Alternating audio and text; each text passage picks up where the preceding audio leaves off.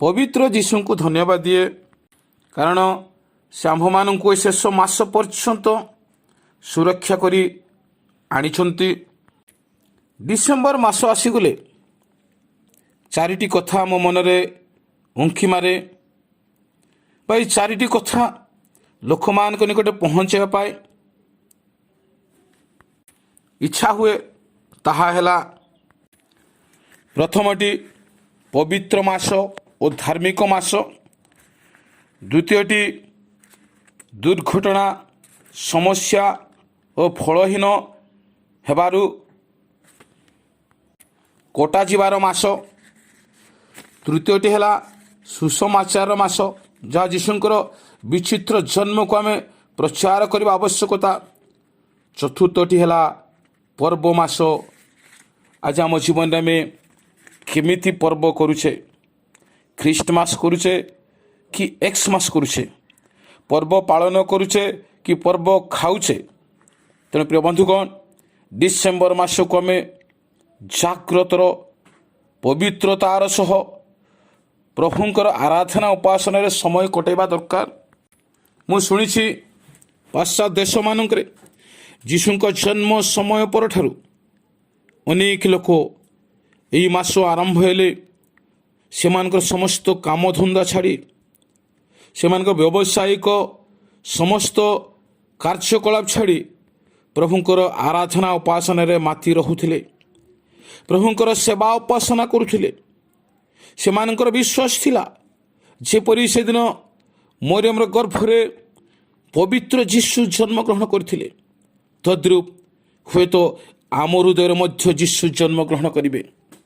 ସେଦିନ ଦୂତ ମରିୟମ ନିକଟକୁ ଆସିଲେ, ତାଙ୍କୁ କହିଲେ, ତୁମେ ଏକ ପୁତ୍ରକୁ ଜନ୍ମ ଦେବ। ସେ କହିଲେ, ଏହା କିପରି ସମ୍ଭବ? ଦୂତ କହିଲେ, ପବିତ୍ର ଆତ୍ମା ତୁମ ଗର୍ଭରେ ଅବତରଣ କରିବେ, ଆଉ ଏ ସମସ୍ତ କାର୍ଯ୍ୟ ସେ କରିବେ। ମୁଁ ଆକୁ ପବିତ୍ର ମାସ ବୋଲି କହିବାର ଅର୍ଥ ହେଲା, ଏହି ପବିତ୍ର ଆତ୍ମା ଯାହା ପରମେଶ୍ୱର ମରିୟମର ଗର୍ଭରେ ପ୍ରେରଣ କଲେ, ସେହି ପବିତ୍ର ଆତ୍ମାଙ୍କ ଦ୍ୱାରା ଯୀଶୁ ଜନ୍ମଗ୍ରହଣ କରିଥିବାରୁ ୟାକୁ ଆମେ ପବିତ୍ର ମାସ ବୋଲି କହିପାରିବା, ଧାର୍ମିକ ମାସ ବୋଲି କହିପାରିବା। ପ୍ରିୟ ବନ୍ଧୁଗଣ, ଅନ୍ୟ ଲୋକମାନେ ନଭେମ୍ବର ମାସକୁ କାର୍ତ୍ତିକ ମାସ ବୋଲି ସେମାନେ ପବିତ୍ର ଜୀବନଯାପନ କରନ୍ତି, ଧାର୍ମିକ ମାସ ବୋଲି କହନ୍ତି।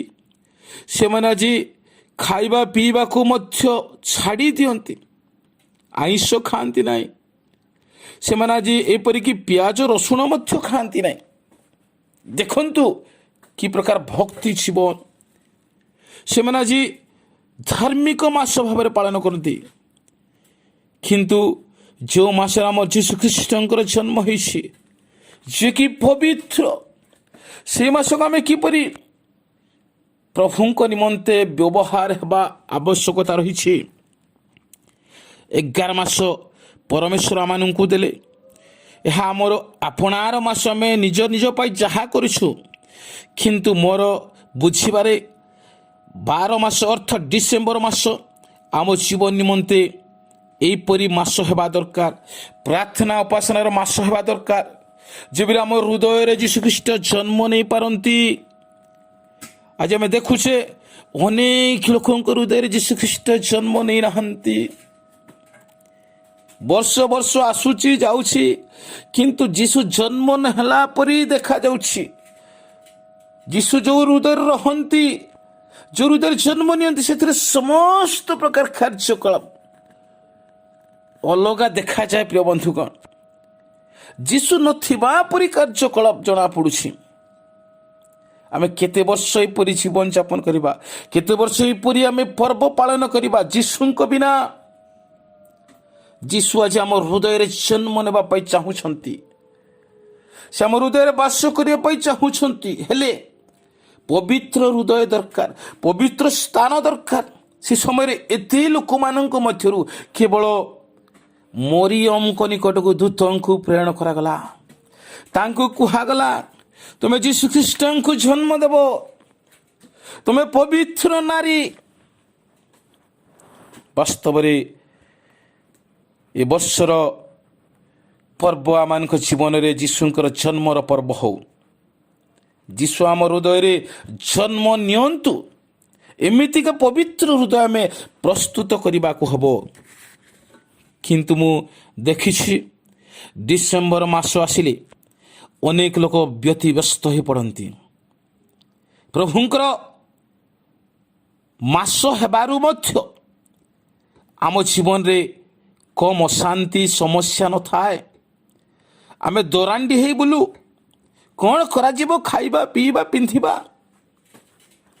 सेही समय मानंकरे जीशुंकर जन्म परठारु जहाँ आमे शुणीचे जे अनेक लोक हृदय को पवित्र करी उपासना आराधना करी अपेक्षा रहुथिले अनेक लोक जगुथिले प्रभुंकर सेही पुनर्जन्म नूतन जन्मर आशा नहीं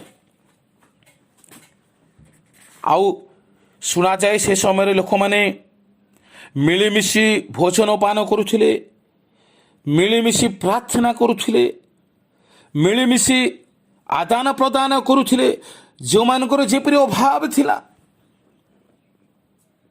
से अन्य मानंकु देखुथिले अन्य मानकर आवश्यकता बुझुथिले जेहेतु पवित्र हृदय हेले सेहीपरि चिंताधारा आसे तेणु मैं यहाँ कहबी बलिदानर मास अन्य मानक उपकार करिवार मास अन्य मानकर साहाय्य करिवार मास प्रिय बंधुगण जदि आमे अन्य मानकर कथा देखिबा जदि से माने से कार्तिक मासरे आइंष खाती नहीं माछ मांस खाती नहीं आउ से अर्थ को नहीं से माने उपयुक्त कर्म लगाती से जो पैसा बंची जाउची तांको से माने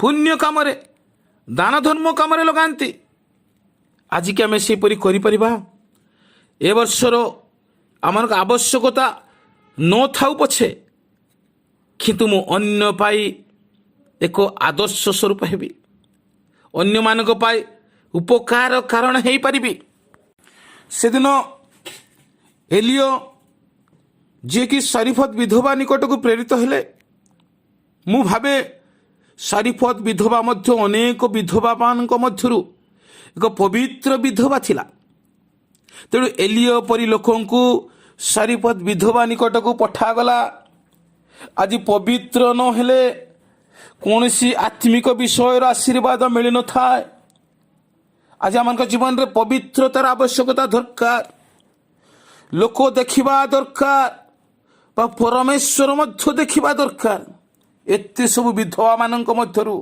केवल सारिफत विधवा प्रिय बंधुगण जी आम देखा ए पवित्र मासरे ए धार्मिक मासरे कम से कम आम जीवन को आम प्रभु को निकट को नहीं जीवा प्रभु तुम 11 मास मत बंचेल प्रभु यही मास जब मु पवित्र भाव में जीवन यापन करी तुम मुख अन्वेषण करी तुम मंदिर रे बास करी एपरी मत हेबा को दियो पुरातन नियम रे परमेश्वर कहिले 6 दिन कर्म कर आ सप्तम दिन मोर अटे 6 दिन तुमर किंतु सप्तम दिन मोर अटे किंतु जदि आम नूतन नियम रे देखिबा जीशु जिते बेले जगत को आसिले इतिहास 2 भाग हो गला ख्रीष्टपूर्व एंड ख्रीष्टाब्द तेणु आम वर्तमान से जीशुंकर आदेश पालन करने दरकार नूतन नियम रे जीशु आम को आज कहउछंती प्रथम दिन मोर बाकी 6 दिन तुमोर पुरातन नियम रे 6 दिन आमर थिला सप्तम दिन ईश्वर को थिला किंतु नूतन नियम रे जीशु कहउछंती प्रथम दिन मोर बाकी 6 दिन तुमोर जदि आम कैलेंडर देखिबा प्रथम दिन संडे आसे प्रथम दिन परमेश्वर को पाए आम देवार दरकार तापरे बाकी दिन आम निज पाए निजर परिवार पाए समाज पाए आम बितेवा दरकार तेणु परमेश्वर जहाँ कहले 11 मास ଆମ୍ଭର ମାସ, କିନ୍ତୁ ଦ୍ୱାଦଶ ମାସ ଡିସେମ୍ବର ମାସ ଈଶ୍ୱରଙ୍କର ମାସ। ଏହି ମାସ ପାଇଁ ଆମେ ପ୍ରଭୁଙ୍କ ନିକଟରେ ପବିତ୍ର ଭାବରେ ବଞ୍ଚିବାକୁ ହେବ, ପବିତ୍ର ଜୀବନଯାପନ କରିବାକୁ ହେବ, ପବିତ୍ର ଆଚରଣ କରିବାକୁ ହେବ, ଯାହା ଯୀଶୁଖ୍ରୀଷ୍ଟ ଚାହୁଁଛନ୍ତି। ସେହିପରି ପବିତ୍ର ହୃଦୟ ଚାହୁଁଛନ୍ତି। ଯଦି ଆମେ ପବିତ୍ର ହୃଦୟ ନିଜ ଜୀବନରେ ସୃଷ୍ଟି କରିବା, ପ୍ରାର୍ଥନା ଉପାସନା ରହିବା, ଆରାଧନା କରିବା, ଉତ୍ତମ ଚିନ୍ତା କରିବା, ତେବେ ହୁଏତ ଏ ବର୍ଷ ଆମ ଜୀବନରେ ଯୀଶୁଙ୍କର ଜନ୍ମ ହୋଇପାରିବ। ନେହେମିଆ 8:10 ତାର ଖଂଶରୁ ଆମେ ଦେଖିବା, ଚିକଣ ଦ୍ରବ୍ୟ ଭୋଜନ କର ଓ ସୁମିଷ୍ଟ ଦ୍ରବ୍ୟ ପାନ କର, ଓ ଯାହା ନିମନ୍ତେ କିଛି ପ୍ରସ୍ତୁତ ହୋଇନାହିଁ ତାହା ନିକଟକୁ ଅଂଶ ପଠାଅ, କାରଣ ଆଜି ଦିନ ଆମମାନଙ୍କ ପ୍ରଭୁଙ୍କ ଉଦ୍ଦେଶ୍ୟରେ ପବିତ୍ର ଅଟେ। ତୁମାନେ ଦୁଃଖିତ ନ ହୁଅ, ଯେଣୁ ସଦାପ୍ରଭୁ ବିଷୟକ ଆନନ୍ଦ ତୁମାନଙ୍କର ବଳ ଅଟେ। ଆଜି ଦିନ ଆମ୍ଭମାନଙ୍କ ପ୍ରଭୁଙ୍କ ଉଦ୍ଦେଶ୍ୟରେ ପବିତ୍ର ଅଟେ। ମୁଁ କହିବି ଏ ମାସ ଆମମାନଙ୍କ ପାଇଁ ପବିତ୍ର ଅଟେ।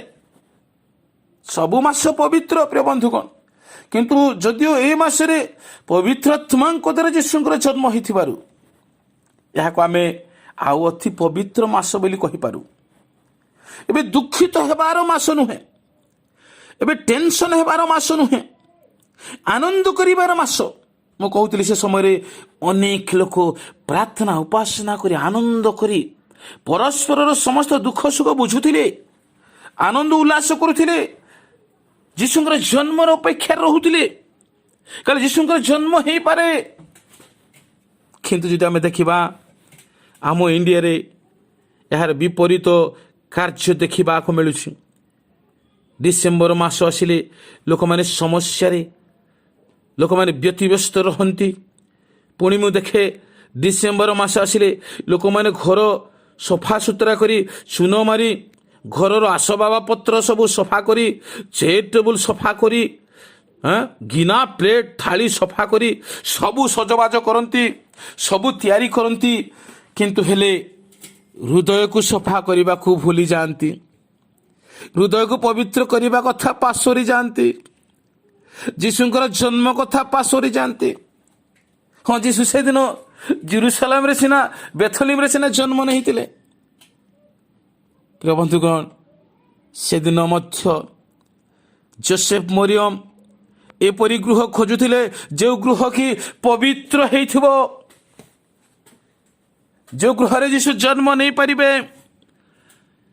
ଆଜ୍ଞା, ଜାଗତିକ ଗୃହ ମଧ୍ୟ ସେଦିନ ଯୀଶୁଙ୍କ ପାଇଁ ଦେବା ପାଇଁ ଇଚ୍ଛା କଲେ ନାହିଁ। ଏମାନେ କବାଟ ମାରୁଛନ୍ତି, ଦ୍ୱାର ଖୋଲନ୍ତୁ, ଯୀଶୁ ଜନ୍ମ ନେବେ। ଲୋକେ ମନା କରିଦେଉଛନ୍ତି। ଆମେ ସିନେମାରେ ଦେଖିଛୁ, ହୁଏତ ଏହା ବାଇବେଲରେ ଲେଖା ନାହିଁ, ତଥାପି ଆଜି ବି ଯୀଶୁ ମାନଙ୍କର ଦ୍ୱାରରେ ଆଘାତ କରୁଛନ୍ତି। ଆମମାନଙ୍କ ଦ୍ୱାର ଖୋଲିବା ପାଇଁ ସେ କହୁଛନ୍ତି। ଯାହା ଯଦି ଆମେ ଦେଖିବା ପ୍ରକାଶିତ ବାକ୍ୟ 3:20, ଦେଖ ଆମ୍ଭେ ଦ୍ୱାର ନିକଟରେ ଠିଆ ହୋଇ ଆଘାତ କରୁଅଛୁ, ଯଦି କେହି ଆମ୍ଭର ସ୍ୱର ଶୁଣି ଦ୍ୱାର ଫିଟାଇ ଦେବ, ତାହେଲେ ଆମ୍ଭେ ପ୍ରବେଶ କରି ତାହା ନିକଟକୁ ଯିବୁ, ପୁଣି ଆମ୍ଭେ ତାହା ସହିତ ଭୋଜନ କରିବୁ ଓ ସେ ଆମ୍ଭ ସହିତ ଭୋଜନ କରିବ। ଆଜି ବି ପ୍ରଭୁ ସେହିପରି ଦ୍ୱାର, ସେହିପରି ହୃଦୟ ସେ ଖୋଜୁଛନ୍ତି। ହୁଏତ ଏ ମାସରେ ଏମିତିକା ଆବାଜ ଶବ୍ଦ ଆସିବ, ଦ୍ୱାର ଖୋଲ। ଆପଣଙ୍କ ଦ୍ୱାର ଖୋଲିଲା ବେଳେ ଯଦି ଭିତରେ ପଶିବେ, ଦେଖିବେ କିପରି ପବିତ୍ର ହୃଦୟ, ପବିତ୍ର ଜୀବନ। ଆପଣ ଦ୍ୱାର ଖୋଲିବେ କି? ପ୍ରିୟ ବନ୍ଧୁଗଣ, ଚିନ୍ତା କରିବାର ବିଷୟ, ଭାବିବାର ବିଷୟ। ପବିତ୍ର ମାସ, ପବିତ୍ର ଭାବରେ ଏ ସମସ୍ତ ବିଷୟକୁ ଆଲୋଚନା କରିବାର ଦରକାର।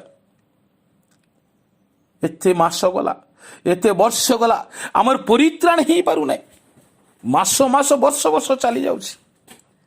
সেই ଅପବିତ୍ର ହୃଦୟରେ ସେମିତି ଯୀଶୁଙ୍କର ଜନ୍ମ ପର୍ବ ପାଳନ କରି ଆସୁଛୁ। ଯୀଶୁ ନଥାଇ ଜନ୍ମ ପର୍ବ ପାଳନ ହେଉଛି।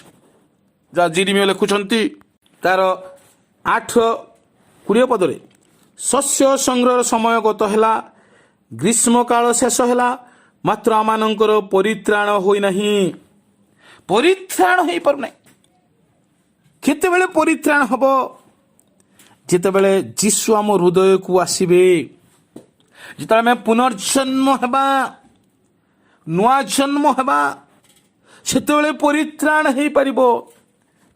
ଗ୍ରୀଷ୍ମ କାଳ ଗତ ହେଲା, ଶସ୍ୟ ସଂଗ୍ରହର ସମୟ ଗତ ହେଲା, କିନ୍ତୁ ପରିତ୍ରାଣ ଆସିପାରୁନାହିଁ। ଶୀତ ମାସ ପରେ ଖରା ମାସ, ଖରା ମାସ ପରେ ବର୍ଷା ମାସ, କେବେ ଆମେ ପରିତ୍ରାଣ ପାଇବା? କେବେ ଆମ ଜୀବନରେ ଉଦ୍ଧାର ଆସିବ? ଯେଉଁ ପର୍ଯ୍ୟନ୍ତ ଆମେ ଯୀଶୁଙ୍କୁ ହୃଦୟରେ ଜନ୍ମ ଦେଇନାହୁଁ, ଯେଉଁ ପର୍ଯ୍ୟନ୍ତ ଯୀଶୁ ଆମ ହୃଦୟକୁ ଆସିନାହାନ୍ତି, ପ୍ରିୟ ବନ୍ଧୁଗଣ, ଆମେ ପବିତ୍ର ହେଲେ ପୁତ୍ର ପ୍ରସବ କରିବା। ପବିତ୍ର ହେଲେ ପୁତ୍ର ପ୍ରସବ କରିବା। ଯେଉଁ ପର୍ଯ୍ୟନ୍ତ ପବିତ୍ର ହେଇନାହୁଁ, ସେ ପର୍ଯ୍ୟନ୍ତ ଆମେ ଯୀଶୁଙ୍କୁ ଜନ୍ମ ଦେଇପାରିବା ନାହିଁ। ଯଦି ଯୀଶୁ ଆମ ହୃଦୟରେ ନାହାନ୍ତି, ତେବେ ଆମ ଜୀବନରେ କିଛି ହିଁ ବିଷୟ ନାହିଁ। ତେଣୁ ଆମେ ଜାଣିବାକୁ ହେବ, ଆମେ ବୁଝିବାକୁ ହେବ, ଯୀଶୁଙ୍କ ପାଇଁ ଏ ମାସଟି ପବିତ୍ର ଜୀବନଯାପନ କରିବାକୁ ହେବ। ଯୀଶୁ ଚାହୁଁଛନ୍ତି ସେମାନଙ୍କ ହୃଦୟରେ ଜନ୍ମ ନେବେ। ଗାଲାତ୍ୟ ପୁସ୍ତକ 4:19 ଏପରି ଲେଖାଯାଏ, ହେ ମୋହର ପିଲାମାନେ, ସେ ପର୍ଯ୍ୟନ୍ତ ତୁମମାନଙ୍କଠାରେ ଖ୍ରୀଷ୍ଟ ମୂର୍ତ୍ତିମାନ ହୋଇନାହାନ୍ତି, ସେ ପର୍ଯ୍ୟନ୍ତ ତୁମମାନଙ୍କ ସକାଶେ ପୁନର୍ବାର ପ୍ରସବ ବେଦନାରେ ବ୍ୟତୀତ ହେଉଅଛି। ଖ୍ରୀଷ୍ଟ ଏପର୍ଯ୍ୟନ୍ତ ସେ ସ୍ଥାନ ଖୋଜୁଛନ୍ତି। ଜନ୍ମ ହେବା, ମୂର୍ତ୍ତିମାନର ଅର୍ଥ ହେଲା ଜନ୍ମ ନେବା ପାଇଁ। ସେ ପବିତ୍ର ସ୍ଥାନ ଖୋଜୁଛି। ଆଜିକି ଆମେ ଆମ ହୃଦୟ ଯୀଶୁଙ୍କ ପାଇଁ ଆମେ ଖୋଲିଦେବା। ଯୀଶୁଙ୍କ ପାଇଁ ପବିତ୍ର କରିପାରିବା କି? ଯେହେତୁ ଯୀଶୁଙ୍କୁ ଆମେ ଆମ ହୃଦୟ ଦେଲେ, ଆମ ହୃଦୟରେ ସେ ଜନ୍ମ ନେବେ, ଆଉ ଯୀଶୁଙ୍କର ସବୁ ଆଚରଣ କାର୍ଯ୍ୟ ଆମ ହୃଦୟରେ ଦେଖାଯିବ। ତେଣୁ ସେହିପରି ହୃଦୟ ମାସ ଖୋଜୁଛନ୍ତି। ପବିତ୍ର ମାସରେ ପବିତ୍ର ଭାବରେ ଆଚରଣ କରୁ କରୁ ହୁଏତ ଯୀଶୁଙ୍କର ଜନ୍ମ ହେଇଯାଇପାରେ। ତେଣୁ ଆମେ ଜାଣିବା ଦରକାର, ଯୀଶୁଙ୍କୁ ଜନ୍ମ ଦେବା ପାଇଁ ଏକ ହୃଦୟ ବନେଇବା ଦରକାର, ଏକ ହୃଦୟକୁ ତିଆରି କରିବା ଦରକାର। ତେବେ ଯାଏ ଏ ବର୍ଷର ଜନ୍ମଦିନ ସାର୍ଥକ ହେବ। ଯୀଶୁ ଯେଉଁ ହୃଦୟରେ ନଥିବେ, ତାହା ଯୀଶୁଙ୍କର ଜନ୍ମଦିନ ହେଇପାରିବ ନାହିଁ। ତାହା ନିଜ ନିଜର ଜନ୍ମଦିନ ହେଇପାରିବ। ମୁଁ ଅନେକ ସମୟରେ କୁହେ, ଆମେ ଜନ୍ମଦିନ ପାଳନ କରୁଛେ କି ଖାଉଛେ, ଆମେ ଜାଣିବା ଦରକାର ଜନ୍ମଦିନ କାହାର, କିଏ ପିନ୍ଧୁଛି? ଯୀଶୁଙ୍କର ଜନ୍ମଦିନ, ପ୍ରିୟ ବନ୍ଧୁଗଣ। କିନ୍ତୁ ଆମେ ନିଜେ ନିଜେ ପିନ୍ଧୁଅଛୁ। ଘରେ ଯଦି ଆମର ଜନ୍ମଦିନ ହୁଏ, ଆମେ କାହାକୁ ପିନ୍ଧାଇଥାଉ? ଯେଉଁ ଲୋକର ଜନ୍ମଦିନ ତାକୁ ନୁହଁ କି? ତେବେ ଯୀଶୁଙ୍କର ଜନ୍ମଦିନରେ ଆମେ କିପରି ନିଜ ନିଜ ପାଇଁ ଚିନ୍ତା କରିଥାଉ? ଏହା କି ଜନ୍ମଦିନ ହେଇପାରେ? ବାସ୍ତବରେ ଆଜି ଆମମାନଙ୍କର ଚକ୍ଷୁ ଏପର୍ଯ୍ୟନ୍ତ ଉନ୍ମୁକ୍ତ ହେଇନାହିଁ ବୋଲି କହିଲେ ଭୁଲ ହେବ ନାହିଁ। ଆଜି ଧାର୍ମିକ ମାସରେ, ପବିତ୍ର ମାସରେ ପବିତ୍ର କାର୍ଯ୍ୟ କରିବା ଦରକାର। ଏ ବର୍ଷ ନିଜ ପାଇଁ ନହେଲେ ମଧ୍ୟ ଅନେକ ଦିନହୀନ ଅନାଥମାନଙ୍କ ପାଇଁ କରିବା ଦରକାର। ପ୍ରଭୁ ଏପରି ଜନ୍ମଦିନ ପାଳନ କରିବା ପାଇଁ ଚାହୁଁଛନ୍ତି, ପବିତ୍ର କାର୍ଯ୍ୟ କରିବା ପାଇଁ ଚାହୁଁଛନ୍ତି।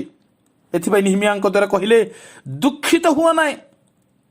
ଏ ମାସ ଧାର୍ମିକ ପବିତ୍ର ମାସ, ଭଲ କାମ କର, ଅନ୍ୟମାନଙ୍କର ଆବଶ୍ୟକତା ବୁଝ, ତେବେ ଯୀଶୁ ତମ ହୃଦୟରେ ଜନ୍ମ ନେବେ।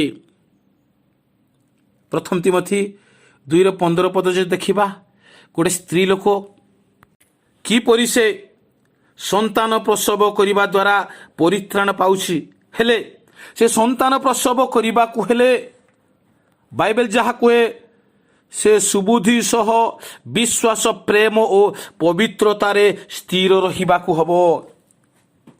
पवित्रतारे स्थिर रहिले से संतान प्रसव करिबो। आज भी जदि आमे जीशु को संतान भाव में जन्म देवा रही आमे पवित्रता रहिबा को हबो, पवित्र जीवन यापन करने को हबो। तेबे जाई आमे भलो कार्य करि परिबा। ता अर्थ है आमे जीशु को जन्म देवा। अन्यर मुहर जदि आमे खुशी आनंद दे पारलु ताहेले जीशु को जन्मदिन हो पारला। जदि एथिर अर्थ आमे बुझी परिबा नाय तेबे हुए तो आमे उत्तम कार्य करि परिबा नाय। केवल से माने बुझिबे जो माने पवित्र, जो माने आत्मिक भाव रे आज वाक्य को बुझी पारुछंती। जदि आमे बाइबल रो गभीर अर्थ को बुझिबा नाय तबे केबे भी आमे परित्राण देखि परिबा नाय। जीशु को जन्म देले आम जीवन परित्राण बा उद्धार हो जिवो। जहाँ जदि आमे देखिबा लुक 2:30 पदरे सिमियन कहिले, कारण मोहर नेत्र तुम्हार परित्राण देखि अछि। आज सिमियन को आखिरे परित्राणकर्ता को से देखि पारिले। परित्राणकर्ता जीशु को देखिले। जीशुंकर जन्म ताक हृदय अनुभव कले। आज मध्य आमे सेपरि पवित्र जीवन यापन कले, पवित्र अवस्था रहिले आमे परित्राणकर्ता को देखि परिबा, उद्धारकर्ता को आमे देखि परिबा। जेहेतु आमान जीवन रे पवित्रता बिनु कौन सी विषय संभव हो पारिबो नाय। तेणु पवित्र मास हेबारु मु एतिकी कहिबी, पवित्र भाव में आमे जीवन यापन करू, पवित्र आत्मांकर अभिषेक रे गमनागमन करू, उत्तम कार्य चिंता करू, अन्य मानक विषय चिंता करू। आम निज विषय में चिंता करने को हब ना। जदि आम अन्य मानक विषय चिंता करबा प्रभु आम मानक विषय चिंता करिवे। तेणु अनेक विषय कहिबार अछि, मात्र आज आमे एतिकिरे बंद करूछु। प्रभु इच्छा हेले आगामी दिन मानकरे पुणी प्रभुंकर वाक्य आमे शुणिबा। प्रभु आम समस्त को ए वाक्य द्वारा आशीर्वाद करंतु। आमेन।